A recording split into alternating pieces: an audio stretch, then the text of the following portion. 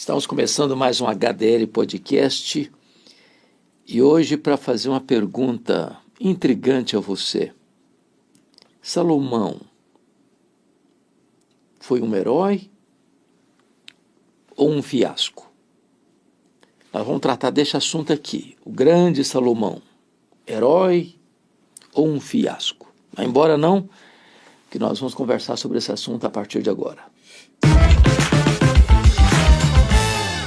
Salomão, rei de Israel, é o herói para muitos políticos, empresários, palestrantes. É um ícone da sabedoria, da prosperidade e da riqueza. Para muitos ele foi o grande expoente do empreendedorismo. Um homem que vai demonstrar sabedoria incomum e riqueza colossal. Eu queria olhar para a vida deste homem e tirar da sua biografia alguns exemplos e alertas para a nossa geração. Primeiramente, Salomão foi filho de Davi e Batseba. Batseba tornou-se mulher de Davi numa circunstância muito vergonhosa. Ela era mulher de um soldado de Israel, um dos valentes de Davi. E Davi a viu se banhando, foi atraído, mandou chamá-la, coabitou com ela, lhe engravidou.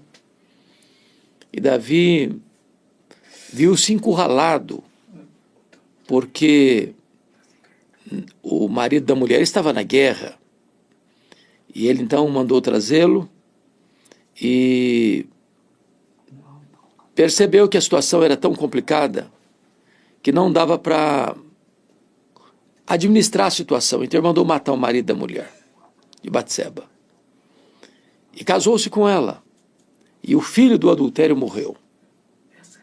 Agora o segundo filho é Salomão, e Deus amou Salomão. E Deus disse para Davi que Salomão, o filho de Batseba, haveria de sucedê-lo no trono. Então, esse menino foi criado com muito desvelo. Foi chamado também de Gedidias, o amado do Senhor. Salomão, o homem da paz, o pacífico. E ele cresceu assim, sabendo que ele seria o sucessor do seu pai, uma vez que Davi foi o maior rei de Israel. Mas ele enfrentou dois problemas, porque seu irmão, Absalão, conspirou contra o pai para matar o pai e para tomar o trono do pai, mas não logrou êxito. Absalão foi morto nessa empreitada de rebelião. Agora Davi, já no final da vida, já velho, já acamado, enfrenta um outro problema, porque seu filho Adonias usurpa o poder, se autodeclara rei, convoca os irmãos para participarem da festa de posse, e então ele se declara o sucessor do pai, ainda que o pai ainda estivesse vivo. Por intervenção do sacerdote e de Batseba, Davi ainda tem forças e disposição para reverter o quadro, para chamar Salomão, para mandar ungir Salomão, para trazer Salomão para sentar no trono e proclamar a Israel que Salomão era um novo rei. Isso levou Adonias a ficar numa situação de muito desconforto, e Adonias precisou se refugiar no templo, e mais tarde ele não cumpriu as ordens de Salomão e morreu pelas mãos de Salomão. Salomão então começa o seu governo de uma maneira muito positiva, humildemente pedindo a Deus, porque Deus disse para ele: você pode pedir o que você quiser. E ele não pediu riqueza, ele não pediu a morte dos seus inimigos, ele pediu a Deus discernimento, sabedoria para governar o povo. Deus agradou-se do seu pedido e Deus deu a ele sabedoria incomum e riqueza colossal, a ponto da Bíblia afirmar que ele foi o homem mais sábio da sua geração e o homem mais rico da sua geração. Deus deu a ele paz nas fronteiras. Deus deu a ele prosperidade dentro dos muros. E ele teve um reinado próspero, conquistando terras, conquistando povos, recebendo tributos, recebendo proventos de todos os lugares do mundo, a ponto de tornar-se um rei opulento de um reino muito, muito, muito poderoso. É muito importante que Deus deu a ele também o privilégio de realizar o sonho de seu pai, porque o sonho de Davi era construir o templo para adoração a Deus em Jerusalém, para que a Arca da Aliança não ficasse em tendas, mas fosse colocado no templo. Davi chegou a reunir toda a riqueza necessária para a construção do templo. Ele mesmo doou do seu próprio ouro, das suas próprias riquezas, as dádivas necessárias para a construção do templo. E foi Salomão quem teve o privilégio de erguer e erigir em Jerusalém o magnificente templo de adoração a Deus. Além do templo tão belamente construído, tão regiamente construído, com os metais mais nobres, com as madeiras mais nobres, também ele edificou em Jerusalém palácios, de tal maneira que o seu reino era um reino de muita riqueza e de muita opulência. Mas notem, eu vou pedir permissão a você para trazer à sua memória esclarecida algo muito curioso. Porque muito tempo antes, 500 anos antes, na época de Moisés, Deus, sabendo que chegaria um dia em que Israel pediria um rei, estabelece já lá na lei, conforme Deuteronômio 17, 14 a 20, os critérios, o job description para o rei de Israel. E Deus estabelece 3 condições e uma orientação. Primeiro, o rei de Israel não deveria multiplicar para si cavalos. Por quê? Porque ele não deveria confiar no poder militar, no exército, na força bélica.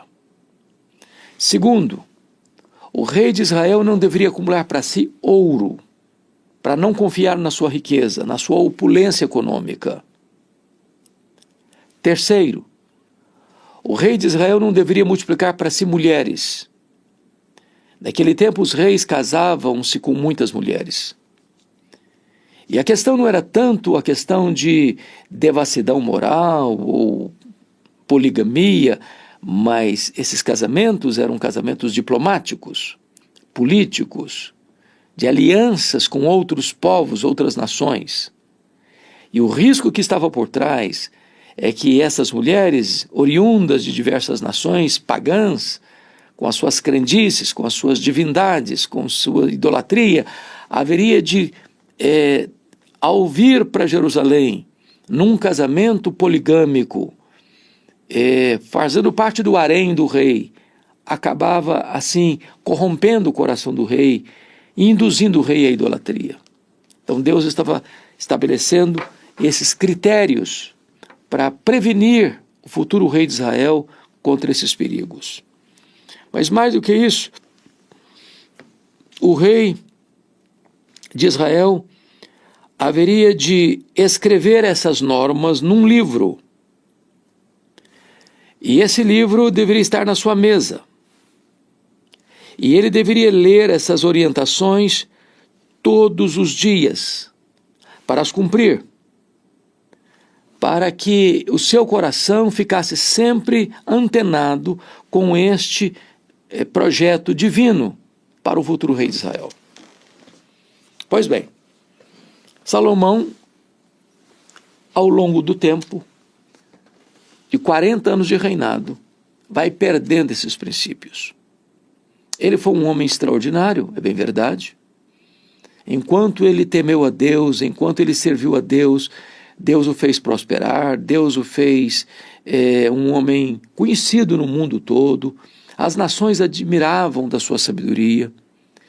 Ele escreveu na sua juventude o livro de Cântico dos Cânticos, ele escreveu na sua maturidade o livro de Provérbios, ele escreveu na sua velhice o livro de Eclesiastes, ele escreveu milhares de provérbios, cânticos, foi um homem entendido de ciência biológica, zootecnia, ele teve uma cultura enciclopédica, mas Salomão começa a desviar-se da rota ao transgredir todos esses preceitos estabelecidos por Deus para um rei de Israel. Primeiramente, ele multiplica para si cavalos, e ele ajunta milhares e milhares de cavalos, trazendo esses cavalos da Cilícia e do Egito, contrariando o preceito de Deus. Ele multiplica para si ouro, sem conta, deixando o seu coração se envaidecer por causa dessas muitas e muitas e muitas riquezas.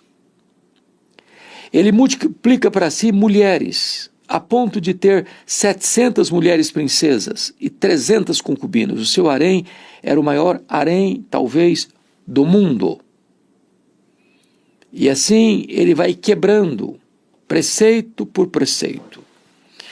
É curioso que lá em Eclesiastes capítulo 2, nós vamos encontrar que ele viveu na opulência.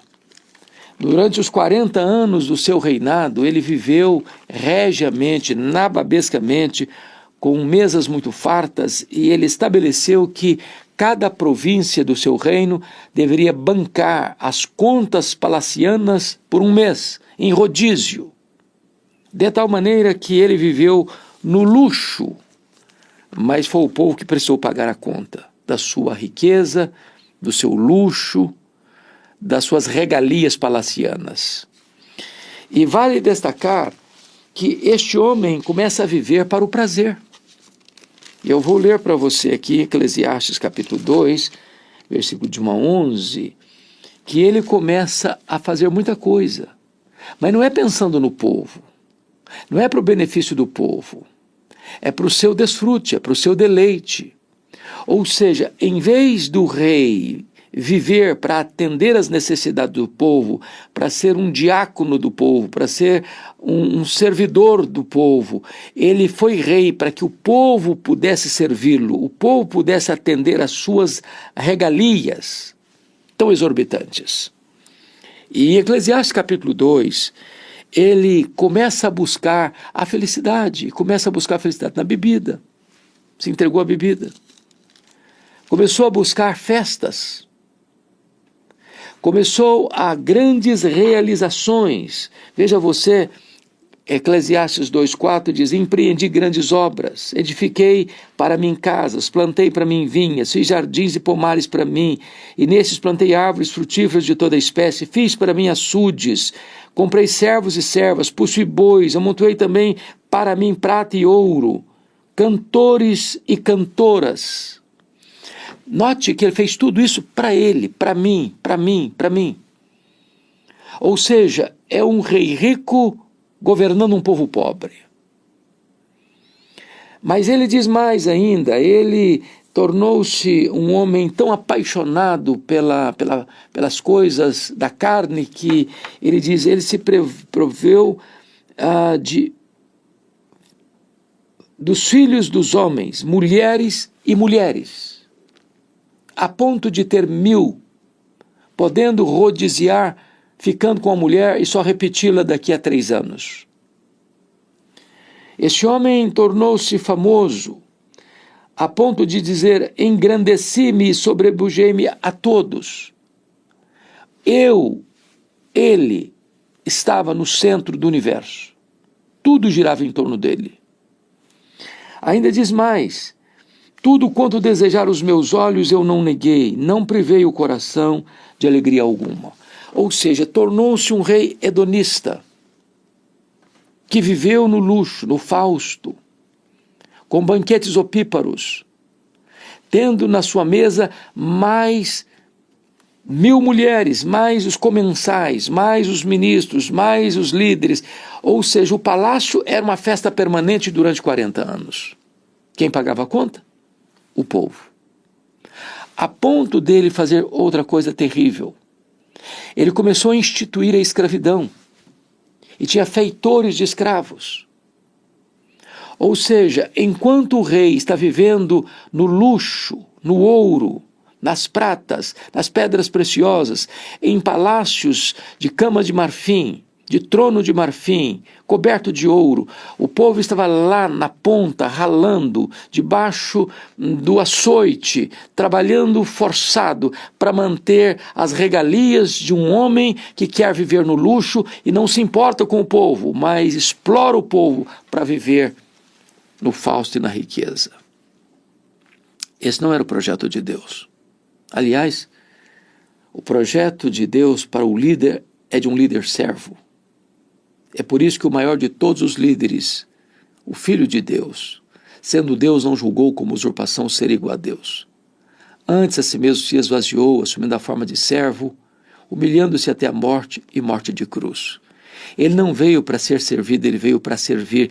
E este é o modelo do líder dentro do projeto de Deus, que quanto maior você for, mais servo de todos você deve ser. Então não era o projeto de Deus que o rei vivesse nababescamente às custas de um povo que estava sendo esfolado, explorado por pesados tributos.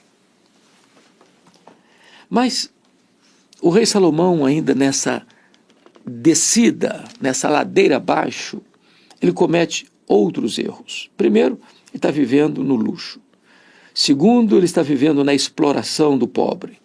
Terceiro, ele está desfrutando de um conforto em detrimento do sofrimento do povo. Depois, esse homem contraria os preceitos divinos para a monarquia em Israel, multiplicando para si cavalos, multiplicando para si ouros, multiplicando para si mulheres. E mais,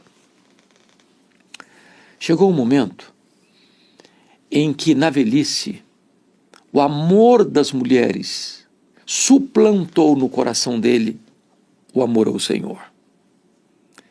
E esse homem que foi tão fiel e zeloso em edificar a casa de Deus, agora vai construir capelas, santuários para deuses pagãos, defronte ao templo de Jerusalém. Agora ele vai favorecer e promover a idolatria em seu reino. Agora a estultícia e a cegueira espiritual tomou conta dele. Mas ele dá um passo além. E ele também agora pessoalmente começa a se prostrar e a adorar esses deuses falsos, esses deuses pagãos. Seduzido e induzido pelo amor de suas mulheres, ele se torna um idólatra. Ele vai ao fundo do poço. Ele perde por completo seu compromisso com Deus. A sabedoria que ele havia recebido tornou-se estultícia. A riqueza que ele havia acumulado era para o seu conforto, em detrimento do povo que trabalhava debaixo da chibata e do povo que recebia como recompensa pesadíssimos tributos e impostos. É o rei rico e o povo pobre. Parece-nos que esse problema é um problema recorrente, porque quanto mais insensato é um líder político, é um governante, mais ele pesa a mão sobre o povo, aumentando impostos. E isso não é um ato sábio, porque ele, em vez de ele promover a riqueza, em vez dele facilitar para os empreendedores, em vez de facilitar para que os empresários possam crescer e assim ter mais emprego e poder pagar melhor os seus assalariados, ele vai minando, ele vai solapando a economia, buscando viver alienado do povo no luxo, no fausto, na riqueza, na pompa, enquanto lá na ponta gente está gemendo, gente está com o pescoço esfolado pela canga de pesados tributos. Foi isso que aconteceu com Salomão. Mas Deus então fica irado com ele e diz para ele que o seu reino vai ser tomado dele. Não vai ser no período dele, não, por amor a Davi, não por amor a ele, por amor a Davi. E Deus indicou então, por meio do profeta Aías, que Jeroboão, que era um feitor de escravos, empregado de Salomão, seria esse homem. Salomão então persegue esse camarada para matá-lo, e ele tem que fugir para o Egito, para as sombras do faraó, para não ser morto por Salomão. Salomão perdeu por completo a sua destreza, a sua sabedoria, o seu temor a Deus, e caiu nas malhas da idolatria, da apostasia, da corrupção. Mas ainda mais, Salomão não teve o cuidado, a sabedoria, a prudência de preparar o seu sucessor. Alguém já disse, e eu concordo, sucesso sem sucessor é fracasso. Depois de 40 anos de reinado, com a morte de Salomão, o seu filho Roboão assume o governo. Quando Salomão começa a reinar, Roboão tem apenas 1 ano. Roboão viveu no palácio 40 anos. Menino mimado, criado a pão de ló, banquete todo dia, música todo dia, festa todo dia, luxo todo dia, regalia todo dia. Não sabia o que era luta, não sabia o que era sofrimento, não sabia o que era a dor do povo, não estava acompanhando o sofrimento dos seus súditos, e ele assume o governo nessa conjuntura. Quando ele assumiu o governo, esse cidadão, Jeroboão, retorna do Egito, lidera o povo para uma audiência com o rei Roboão. E eles disseram, por meio de Jeroboão, o seguinte: olha, rei, Salomão pesou demais a mão sobre nós. Ele viveu no luxo, mas nós vivemos debaixo da canga de pesados impostos e tributos. Então viemos aqui fazer uma reivindicação. Abaixa os impostos, alivia os tributos, nos permita respirar.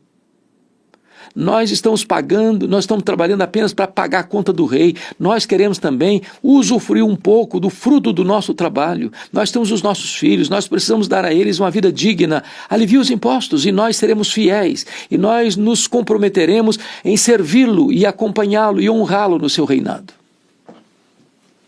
O filho de Salomão escutou essas reivindicações e foi buscar conselhos. Aconselhou-se com os anciãos, e os anciãos disseram: olha, atenda o povo. De fato, Salomão acumulou muito ouro, muita prata, muita riqueza. Viveu no luxo 40 anos, mas quem pagou a conta foi o povo. Não tem almoço de graça. Se alguém está comendo de graça, alguém está pagando a conta. Ele não gostou do conselho.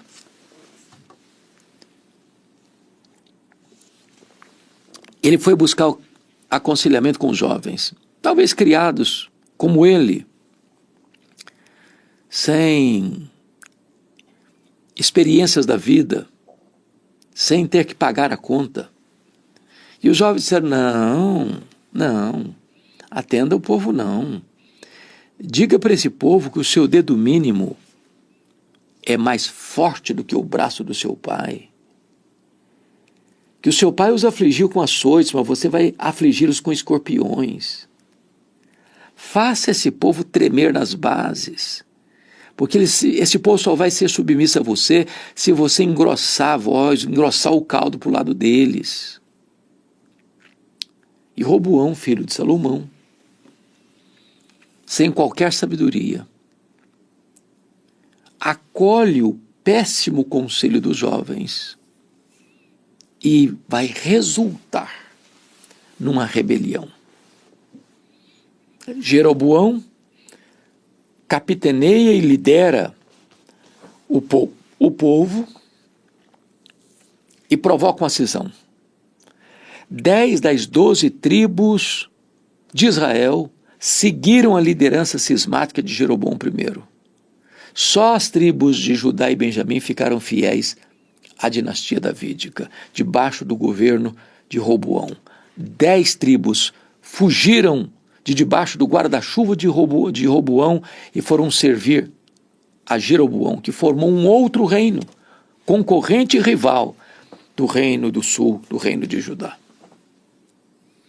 Esse Jeroboão I teve a oportunidade de acertar as coisas, mas insensatamente ele tomou a decisão errada. O que é que ele fez? Construiu novos templos. Lá no norte em Dan, lá no sul em Betel. Fez 2 bezerros de ouro, colocou um em Dan e outro em Berseba e disse para o seu povo: não é preciso ir a Jerusalém para adorar. Vamos adorar aqui mesmo. Nós agora temos novos deuses, novos templos, novos sacerdócios, novas liturgias. Agora nós vamos fazer a coisa do nosso jeito. E preste atenção nisso.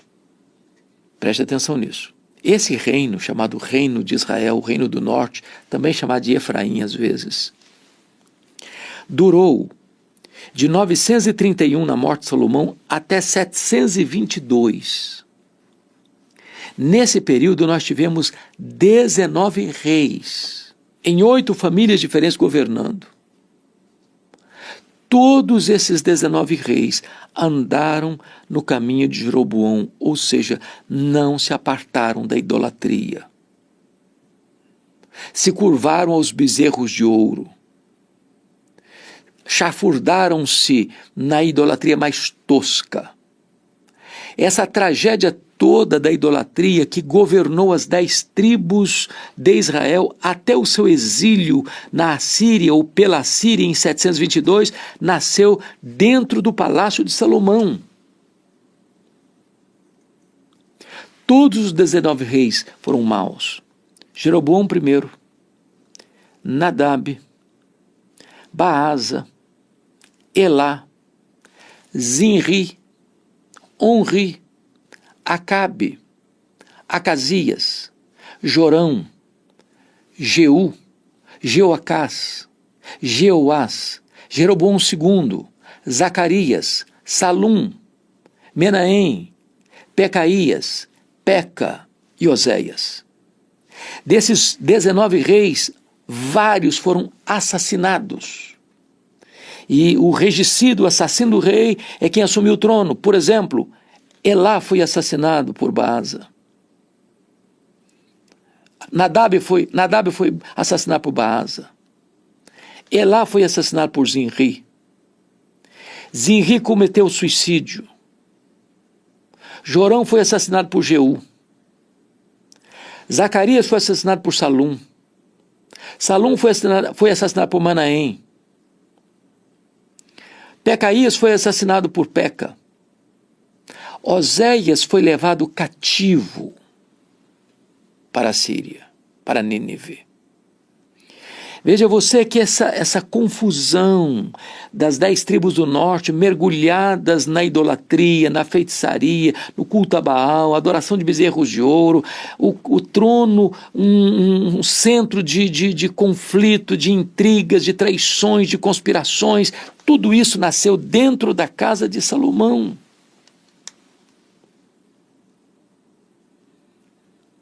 Ele conclui o seu governo de maneira terrível, se curvando a deuses falsos. E dali para frente, durante 209 anos, essas 10 tribos do norte nunca se apartaram da idolatria, nunca. Então eu preciso afirmar que Salomão, em vez de ser um herói, termina o seu reinado e deixa um legado que foi um verdadeiro fiasco. Fiasco. Agora, lição. Isso é um alerta para nós. Porque não basta começar bem, é preciso terminar bem. Não podemos negociar princípios e valores. Ele começa tão bem, humilde, dependendo de Deus, pedindo sabedoria para Deus, e Deus abençoando a vida dele. Deus deu sabedoria, Deus deu riqueza, Deus o abençoou, Deus o honrou, Deus o fez prosperar. Israel tornou-se um grande reino, poderoso reino, conhecido não só internamente, mas no mundo todo, e ele jogou tudo isso fora. Foi um fiasco. Cabe a você e a mim botarmos a boca no pó e pedirmos: Deus, tenha misericórdia da minha vida. Isso também é um alerta para os reis, para os presidentes, para os governadores, para os prefeitos, para os gestores públicos. Tem muitos gestores, desde a presidência de um país a um prefeito de uma pequena cidade, que às vezes ficam criando impostos e mais impostos, tributos e mais tributos, esfolando o povo para viver nababescamente, no luxo, quando o papel do governante é servir o povo em vez de se servir do povo. Que Deus nos ajude a ter olhos para ver, ouvidos para ouvir e coração para perceber as lições que podemos tirar da vida deste homem chamado Salomão. Bom, se você gostou desta mensagem e foi edificado por ela, se esses alertas serviram de lição para o seu coração, eu te peço, partilhe essa mensagem com outras pessoas. Ajude-nos a espalhar esta notícia.